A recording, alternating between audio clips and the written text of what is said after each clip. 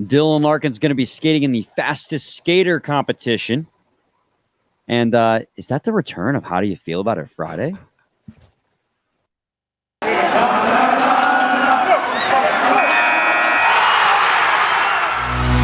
You're Locked On Red Wings, your daily podcast on the Detroit Red Wings. Part of the Locked On Podcast Network, your team every day.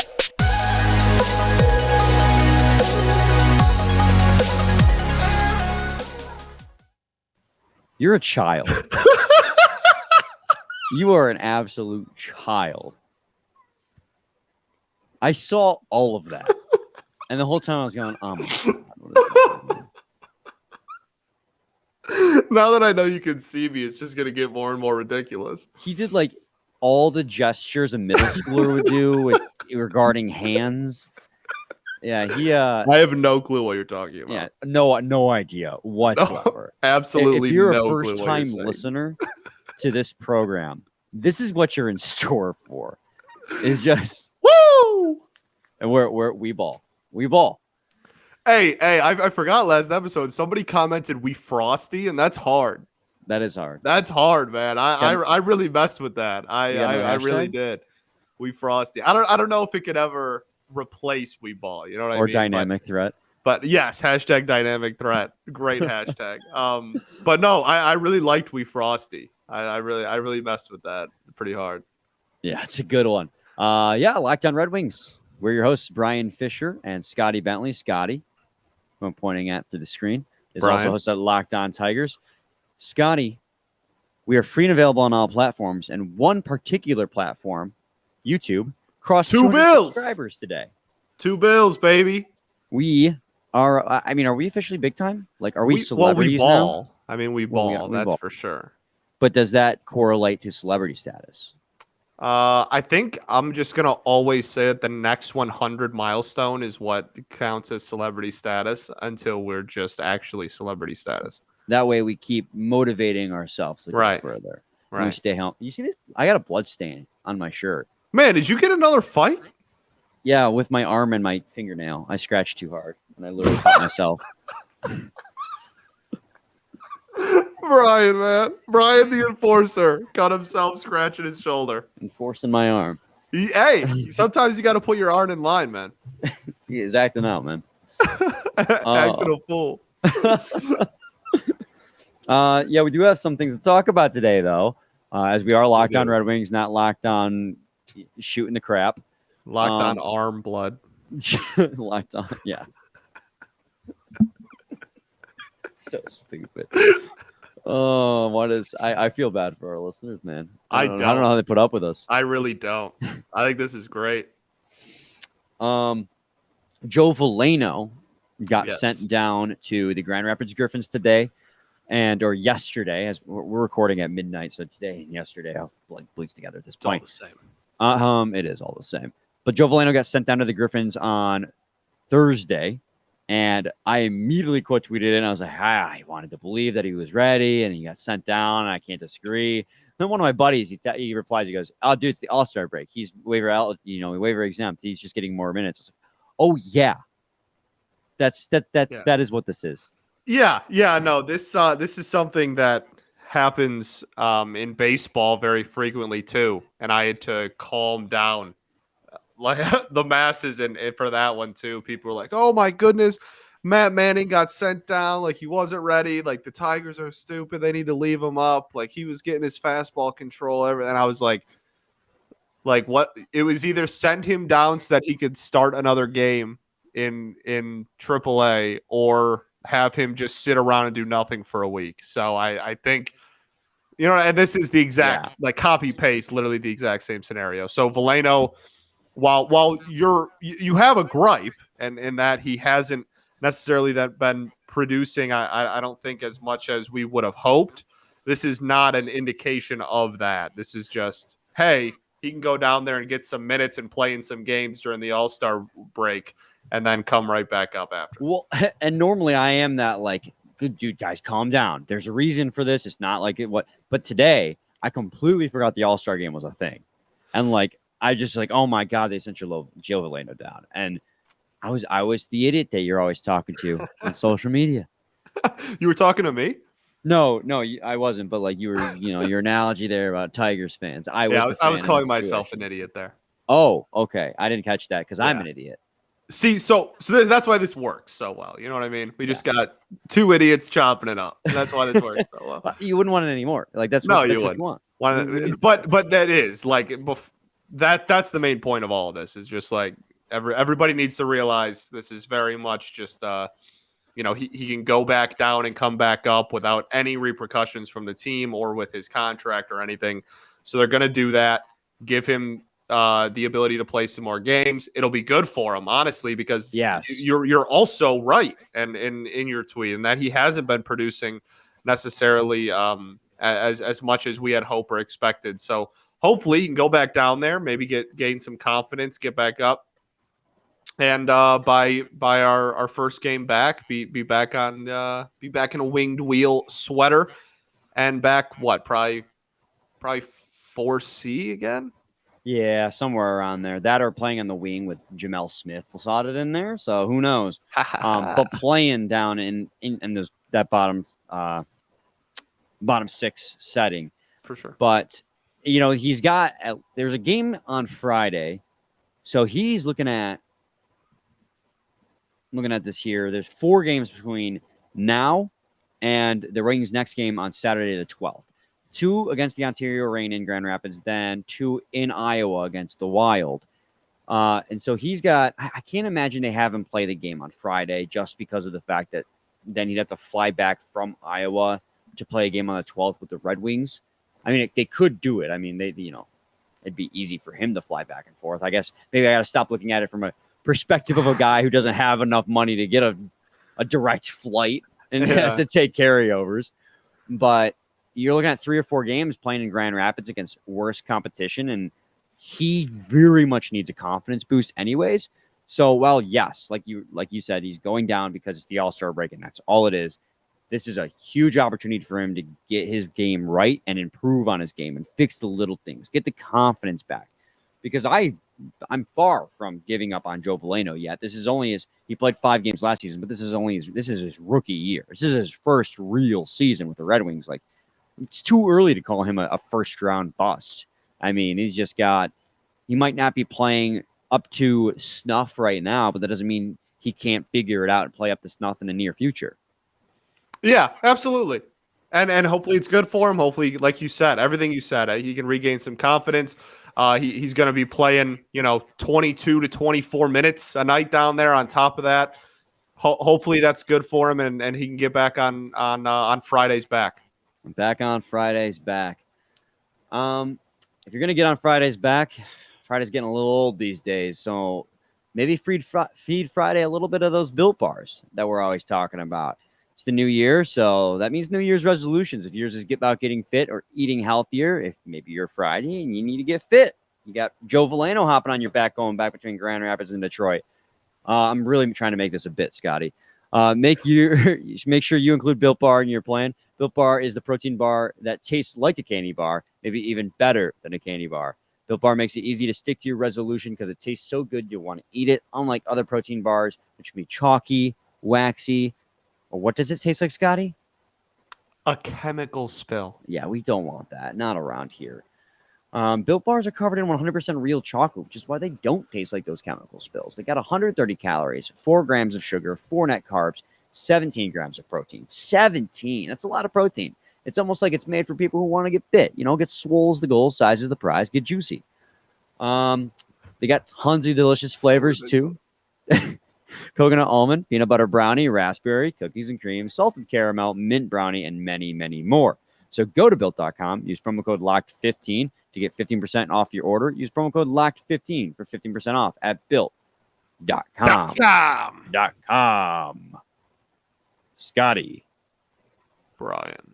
We're talking about how Veleno got sent down for the All-Star break. That reminded me. It's the All-Star break. No, I knew that coming into the show. We're just being goops today. Did you? Well, the tweet reminded me. All right. I'll believe that. I'll believe that. See, Dylan Larkin is the Red Wings representative. Obviously, everyone knows that at this point. He's going to be competing in the speed competition, not the shootouts competition or any of that other nonsense that goes on. The skills competition is always kind of just whatever.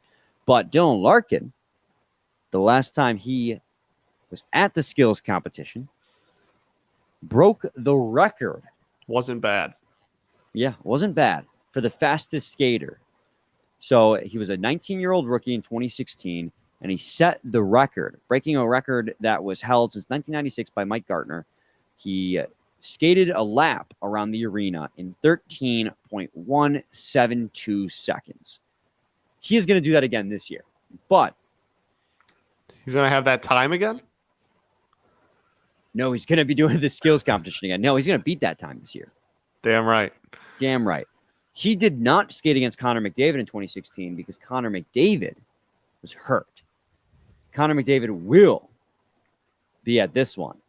Now, that might be the must-watch skills competition. It is. That day. It is. That's electric. That's you're having the dude with the record go up against, a guy who's widely considered to be one of the fastest skaters in the history of the league. That's awesome. That's electric content. NHL should very, very smart to do it that way, and I can't wait for Larkin to win. Right. Caveat. By the way, there's a little bit of a controversy though surrounding that competition, in that they let Larkin get a head start. Like, they didn't start the time immediately. Like, he got a few steps to get his momentum going. Where in the past with Mike Gartner, they hadn't let that happen. And then the next year with Connor McDavid, I believe they took that rule away again. So the controversy is Dylan Larkin shouldn't actually have the record because there's like an asterisk in the fact that he got a couple steps head start because the rules that year were changed. So this is going to be the definitive year to see who is the faster skater in Connor McDavid and Dylan Larkin. It's going to be hard because we all know Connor McDavid floats. He does float. My response, don't care, Larkin in 4. Larkin in 4? He's sweeping it? Don't care, Larkin in 4. Thanks for coming. It's actually crazy. I highly recommend, if you're a hockey fan, watching Connor McDavid in person before his career is said and done. Because it is... I've seen Ohtani in person. I've seen Trout in person. I've seen LeBron James in person. I saw Kobe Bryant in person. Like, I've been fortunate enough to have seen a lot of very incredible athletes live. Nothing even comes remotely close, like not even in the same stratosphere as watching Connor McDavid live. It is a whole different experience than watching him on TV. He literally looks like you said earlier, like he is floating on the ice. It is one of the most fascinating and remarkable things you will ever see. I cannot hype it up enough. That being said, Larkin in 4. Larkin in 4. There are a couple of extra events that are going to be had during the skills competition. The first ever outdoor events in the All-Star game. And of course, very Vegas themed. Vegas just does everything more fun. Yes, they do. And that's just what Vegas is. What happens in Vegas? It stays in Vegas. And I have a feeling there's going to be a lot of hockey players bringing that motto after this weekend. But they have the fountain face-off where the player is going to be on a platform in the middle of the Bellagio fountain, which we all know is like one of the things you think of, one of the monuments you think of when you think about Las Vegas. The Bellagio fountain and its beautiful fountains, the themes they do and all that, the patterns. I'm struggling here, Scotty. Help me out. You know what I'm talking about with the Bellagio fountain. You've been to Vegas, right? I have not been to Vegas, but I've never been to Vegas. I have not, but I'm very familiar with the Bellagio fountain. Yes. Well, the players are going to be on a platform in the middle of this fountain while the water is still going off. They're not going to turn the fountain off, and they're going to have to shoot the puck into targets. Now, that event is going to be one I really want to watch. Both these outdoor events are, but this one specifically, like, they're going to have to fight, I'll say, the elements of the fountain. It's just going to be, I feel like it's going to be pure chaos. And whether or not, I feel like I want to watch it because not that I think it's going to be exciting, but because I think it could go horribly wrong in the fact that it's going to just be obnoxious for the players, and it's going to be a highly entertaining event from that standpoint. Yeah, absolutely. Absolutely. It's going to be electric. I live for chaos, baby. That's chaos in sports is that I live for that. So it's going to be a complete pandemonium. It's going to be a circus. And I cannot wait either. I think it's cool. And everybody loves like the All-Star games and all the sports, but honestly, at least recently, those like side events like that are starting to become more popular than the All-Star games themselves. You look at Yes. the NBA, the dunk and 3-point contests are straight up more watched and more popular than the NBA All-Star game. All-Star games, players just aren't even invested in the game itself. You look at baseball, the home run derby is the main event, and the All-Star game just happens to be the day after. Baseball's All-Star game is still decent competition. It's not a contact sport, so you can like try without risking injury. But regardless, still like the home run derby is still the home run derby, right? And then like the NHL is now starting to figure that out and add more of those kind of side events. And I think it's great for the sport. I think it's great for the All-Star weekend. You get more views over the course of the weekend and then the week. Why not? And yeah, I can't wait for it. I think when I read about it for the first time, I was like, that sounds insane. But we love insanity. Yeah, and then the other one is they call it 21 and 22, where basically the players are going to have they're going to shut down part of the road, and they're going to have a giant like wall of playing cards lined up. And you're playing blackjack, essentially. You have to add up to 21 by shooting the cards. Now, in theory, this is really cool, but I would have liked it if it was more like a deal or no deal, where they didn't know what cards they were shooting when they did it. You know how you pick, no deal? You pick the briefcase, you don't know what's going to be inside until you open it. Because these NHL players are so good when it comes to accuracy. Like, we've seen it when they're doing the accuracy competition during the skills competition. Wow, that's the competition a lot there. What is it? Petition? Oh, got it. Yeah. You're good. You're good. I got you. I'm a writer. He's a writer. Bringing that back. I think it's going to be incredibly easy for them to add up to 21 because they have such accurate shots that, like, when are they going to miss? Unless they're like, and it could also be like maybe they're really far away. So yeah, that's what I was going to say. That's the only caveat is I don't know the distance. Yeah. But you're right. If they're even relatively close to within range, it's not even going to be like everyone's just going to nail it every time. So I would imagine that it's going to be decently far away because of that, but we won't know till we see, I guess. But I love all the events. The more events, the merrier. I think that's fun and it's good for the sport. And it's been so successful in every other sport. I mean, the Pro Bowl, nobody gives a flying, flapping F about the Pro Bowl. But they have like the QB accuracy competition and the who can throw the ball the furthest and like the wide receiver, like the hands challenges and stuff. And like those people at least somewhat care about. So like I think, Adam, I don't care how ridiculous it sounds, throw it in there, baby. The question then becomes, when it comes to the All-Star game itself, I was going to ask, who do you see winning the All-Star game? And I was like, it's the All-Star game. Like, even if one division's absolutely stacked, everyone's half-assed in it anyways. Exactly. If you were to say, I'm gonna exempt the Atlantic Division, because obviously that's where our boy Dylan Larkin is. We'd want that to win. If it didn't have to be the Atlantic Division, what division would you want to win? The Pacific. Really? Oh, because of the Ducks ties? Yeah. And like I know that makes people upset that I have Ducks ties, but like I do. So probably the Pacific. I really like Gibson. I really do. I love John Gibson. And I guess, like, I don't know. Like I guess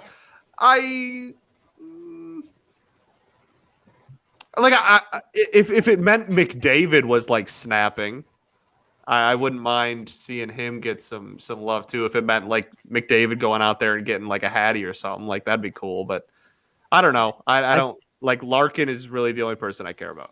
I think that I'd have to go Pacific too. Atlantic Division notwithstanding, because that's obviously our bias. Right. That's who we want to win. Because Central Division's got the Blackhawks. We don't talk about those guys. Not going to happen. Not going to happen. And then it would have been Metro, but of course Ovechkin, like normal, like this is nothing new. He always does this, but he's not going to play. He popped positive. Actually, is the reason why he's not going to be there this year. But he never plays the All-Star game. Ever. He's always got an excuse. He always opts out. There were like memes on Twitter about like people. He was like, this dude gave himself COVID so that he wouldn't have to go to the All-Star game. So if Ovechkin was going, I'd be immediately like, let's go Ovechkin. But Connor McDavid in the Pacific Division. If it's not going to be Atlantic, let's go Pacific. Yeah, I'll ride with the Pacific. I'm down with that. But the Atlantic is what I'm actually riding with. Well, of course, I'm just saying it's a purely hypothetical. Devil's advocate, yeah. Devil's advocate. BetOnline.net has you covered this season with more props, odds, and lines than ever before as football continues its march through the playoffs, right to the big games in a couple weeks. BetOnline.net remains the best spot for all your sports scores, podcasts, and news this season. And it's not just football. BetOnline has up-to-the-minute info and on pro and college hoops, NHL, boxing, UFC, along with live real-time updates of current games. Don't wait to take advantage of all the new amazing offers available for 2022 season. BetOnline, where the game starts. I didn't do it. I didn't BetOnline. I didn't do it. BetOnline. Thank you. Always rely on Scotty. He'll bring it. Scotty, it's the end of the week. Right. End of a long week for me. 7 straight days of games at Little Caesars Arena between the Wings and the Pistons. So I apologize if I sound tired. Bit tired. But I think it's time. We finally got an opportunity. We have not done this in a long time. This is a tradition started by former host Nolan Bianchi, and we have done a horrible job of keeping this segment alive. Well, we've had a lot of games on Thursdays and news on Thursday. Yeah. How do you feel about it Friday, Scotty? And the first question I have for you, and I'll lead it off because I'm selfish and I want to go first. I think about myself. All you, baby, all you. How do you feel about YouTube hitting 200? Ecstatic. For real, man. It's awesome. It's I said this line when in my intro video when I got the Tigers gig, when I took over for Chris at Locked On Tigers. I made a video kind of like introducing myself and saying like, hey, I'm the new host. And in that I mentioned the fact that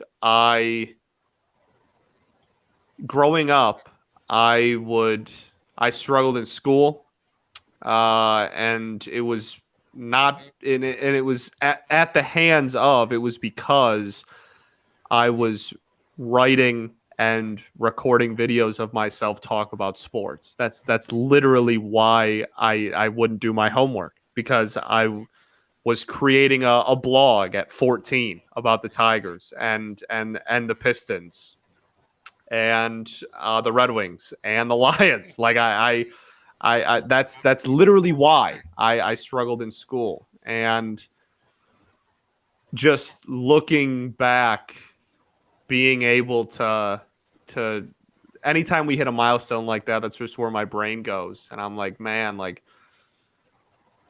if I was able to tell little, 12, 13, 14-year-old me with a big ass nose and long ass hair, be like, hey man, like all that stuff you're doing, like one day,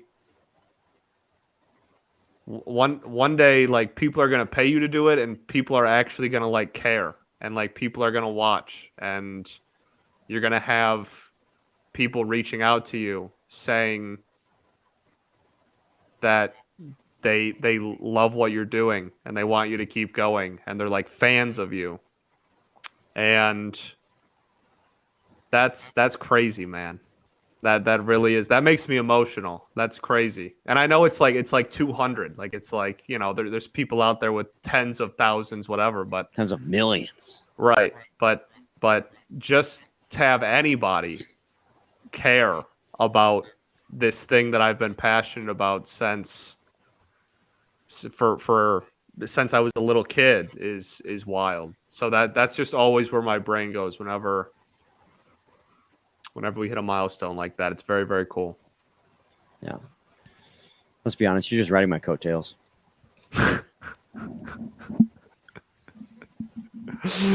Yeah, definitely. No, if anything, I'm riding your coattails. You're the much more popular one of the two of us. I don't know. What do you got for me? Okay. Well, I want to hear your answer for that one first. Then I'll give you my new one. Oh, it's hype. It's freaking hype. I don't have it's hype. It was I have I control the YouTube essentially, so I watch it every single day. I watch the numbers skyrocket. I mean, when we first started doing the YouTube, and obviously we've already had success on Spotify and Apple, and a lot of that is based on what Nolan and Ethan did prior to us, and we're just trying to build off the successful foundation they've built. But YouTube was uniquely ours because we got YouTube when we took over. And so to watch those numbers grow from 30 listens an episode to 50 listens an episode to now we're regularly crossing 100 listens an episode on YouTube. I mean, it's YouTube alone. YouTube alone. Not even right. I mean, we're doing just fine across the other ones. I mean, we really are a pretty sizable show at this point. Yeah, and it's nice to know that this is ours. We did that. YouTube is us. Mm-hmm. And to watch that continued success is really humbling. And I said it in a tweet the other day at the end of the month tweet when I tweeted that one from Locked On Red Wings. You could tell there was proper grammar. True that. Was shot in there. True that. I'm a writer. He's a writer. He's a social media fiend is what he is. But we are so incredibly grateful for all the people who just constantly listen to our show because, we have good days, but we also have bad days and people still will listen either way and support us. And this job's only as fun as it is. I mean, Scotty, you make it so much fun to be doing it, but the listener engagement makes it so much fun too, to know that people are listening and they have feedback. Sometimes even constructive criticism, which I respect. Just to know that people are out there and they are paying attention is just not reassuring, but it feels like it's paying off, Yeah. No, absolutely, man. It really is, like you said, it really is a humbling thing, and it's awesome. It really is awesome. I can't really put into words how the feeling of whenever we hit one of those milestones. It's very, very cool. I agree. Okay. I was at the grocery store yesterday. Hard pivot. Okay, let's go. Yep. No, this is your next question. Hard pivot. We got the sappy stuff out of the way. Yes.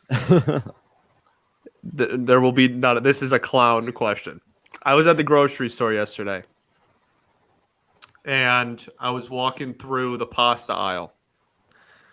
And I was getting, what I need to get, get some spaghetti. There's a certain sauce. Gotta make sure we get the right sauce. Angel hair. I'm a big angel hair guy. Had to load up on some angel hair. Going through and I get to the mac and cheese section. And I'm looking and there's, tens of boxes, hundreds of boxes of Kraft, right? That's just all it is. And then in the corner, there's a not blue and yellow box. It's orange, bright orange, fire orange. I'm like, what the hell is that? I walk over. Wait, this isn't Kraft. And it has the Cheeto Cheetah on it. And I'm like, what the hell is this doing in the mac and cheese aisle? And I pick it up. And it is mac and cheese, but the packet instead of being the dehydrated cheese that you add like milk or water to make cheesy, it is crushed up into super fine powder Cheetos. And you put that on there and mix it in. How do you feel about Cheetos mac and cheese? I've actually had the Cheetos mac and cheese before. As of 2 hours ago, I've had it too, baby. And it is amazing. It is incredible. Let's go. I literally bought it. I was like, there's no way I'm not buying this right now. Bagged it, checked out, had it literally 2 hours ago. Fuego. It was incredible. And it's like not something that I can justify to myself. I can't feel good about myself and buy that like every single day. But I'll grab a box once a month. Let's see what's up. It was good. It's so good, guys. It's got so much flavor. Like it is honestly better than like a normal box of mac and cheese. Like cannot reiterate. Like spend the extra like 50 cents to get the Cheeto Kraft mac and cheese. It's like so just good. As much macaroni too. Like I was very. It's like very orange impressed. Too, like the Cheeto. Like it's oh like yeah, Cheeto dude. Orange. It's like I had to brush my teeth after. Like it was like Cheeto. Is that why your breath smells so good? Cheeto. Yeah. You smell it? Yeah, it smells minty. I don't think I had meant toothpaste. Don't call my bluff. What have I told you about that? How do you feel about Jim Harbaugh returning to the University of Michigan after the reports came out that he was going to Minnesota? Yeah, this is my surprise face right here. This happens every single offseason. And like admittedly, it got a lot further than it has in the past, but every single offseason without fault, it's always going to the NFL this year. Always going to the NFL this year. Always going to the NFL this year. This year was no different. He just got an interview this time. And it took like half an hour into the interview, and both sides were like, yeah, no, we don't see eye to eye on any of this. Why don't you just stay at Michigan? And he was like, yeah, that's probably best. Like nothing changed but the date. That's how I feel about it. See, but the thing that irks me about it is how much he's clearly treating Michigan like a backup plan or a side piece. Like he's so eager to jump to the NFL, it feels like. And then he doesn't get the job, and he's like, I'm committed. And he even told Ward Manuel, this won't be a recurring theme. Well, right. Dude, it's been 2 years in a row. The same reports been like come 4. Out. Yeah. Like, it's already a recurring theme. And, like, I don't, in the end, winning solves all, right? Like, he comes back to Michigan, he wins, said hockey games, wins football games. Nobody gives a crap. Michigan's a hockey school, by the way. So it is a hockey school. Go watch some U of M hockey. With that roster, absolutely. But Nutty. I'm almost jaded at this point. I'm like, dude, if you don't want to be here, then leave. But also, we're the only school willing to pay him, and we're paying him millions of dollars. So, yeah, it's a hell of a backup plan. Right, he might even get a raise after this past season. Yeah. So, again, this has been happening like every year since his second season here. So for me, it's just like I said, nothing changed but the date in my eyes. That's just whatever. Fair. Any more? You want to do one more? I think it's your turn to ask me. We got time for one more quick one. Okay. How do you feel about the fact that we were told we were going to get 14 inches of snow, and we still got a lot of snow, but not quite 14 inches? This is my shocked face. Oh, well, this is a bit for this one. Yeah. Middle episode. This is my surprise face. No, this is what it is. Like they tell us every year, they're like, biggest snowstorm of the century, 14 inches, and you get like, we got like a solid amount. Do you have shoveling to do, or are you like? No, I live in a townhouse, dude. Okay, so you're chilling. I'm chilling. All right, cool. That's good. There's I always think it's like wild the different philosophies of. Some people like go out, and when it's snowing for like 2 days straight, they go out and they'll shovel like every hour to make sure it like stays low and it's easy. And then there's some people that just say F it and wait till the end and then shovel that whole damn thing at once. What's your game plan for shoveling? I've done both. Growing up at my parents' house. Which do you prefer? In hindsight, the first one. Doing it several times, but it being quick and easy. was way better because at one time I waited until like the next morning and it was like a legit 14 inches. And my back was incredibly sore and it literally took it kills, 3 man. hours. It kills. Where if you do the quick and easy one several times, like, yeah, you got to go out there maybe 4 or 5 times throughout the course of the evening, but you're done in like 20 minutes each time. And you don't get sore and you barely break a sweat. Like, it's just so much easier. Fair enough. I'm an immediate gratification kind of guy, so I'm waiting. Thanks for making Locked On Red Wings your first listen every day. Yeah. Wow. That was good, man. Yeah. Tried a flawless transition. Now make your second listen Locked On Bets. They're your daily one-stop shop for all your gambling needs. Locked On Bets, hosted by your boy Q with expert analysis and insight from Lee Sterling. Locked On Bets, they're free and available on all platforms. Scotty, any final thoughts? Thank you all. Thank you We all. ball. That's a good one. We ball. Thank you all. We ball. Stay frosty. We frosty. Stay frosty, gents. Stay frosty. Yeah. We'll be back with a new episode on Monday. We'll probably talk a little bit of the All-Star game then. Dylan Larkin winning the speed competition. Same time, same place. Your team every day. Every day.